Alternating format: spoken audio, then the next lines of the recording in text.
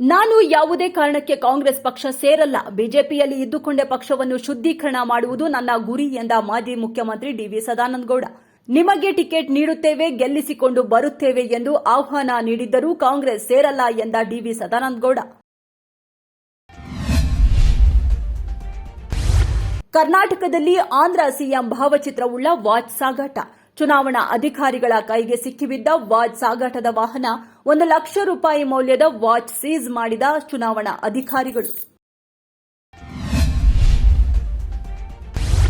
Asia foundation ಸದ್ಗುರು ಜಗ್ಗಿ ವಾಸುದೇವ್ ಅವರಿಗೆ ತೀವ್ರ ತಲೆನೋವು ಸಮಸ್ಯೆ, ಆಸ್ಪತ್ರೆಗೆ ದಾಖಲು.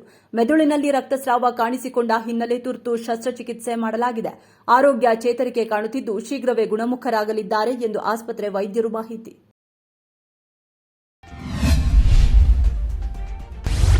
ಲೋಕಸಭಾ ಚುನಾವಣೆಯಲ್ಲಿ ಮನೆಯಿಂದಲೇ ಮತ ಚಲಾಯಿಸುವ ಹಿರಿಯ ನಾಗರಿಕರ ವಯೋಮಿತಿ ಹೆಚ್ಚಳ. ಇದರಿಂದ ಬೇಸಿಗೆಯ ಬಿಸಿಲಿನಲ್ಲಿ ಮತಗಟ್ಟೆಗೆ ಬರಲು ತೀವ್ರ ಸಮಸ್ಯೆ ಎದುರಿಸಲಿದ್ದಾರೆ ವಯೋವೃದ್ಧ ಮತದಾರರು. ಇದೀಗ ಲೋಕಸಭೆ ಚುನಾವಣೆಯಲ್ಲಿ ವಯೋಮಿತಿಯನ್ನು 85 ವರ್ಷಕ್ಕೆ ಏರಿಕೆ ಮಾಡಿದೆ. ಲೋಕಸಭಾ ಚುನಾವಣೆ ಹಿನ್ನೆಲೆ ಸುದ್ದಿಗೋಷ್ಠಿ ಕರೆದ ಕಾಂಗ್ರೆಸ್ ಪಕ್ಷ.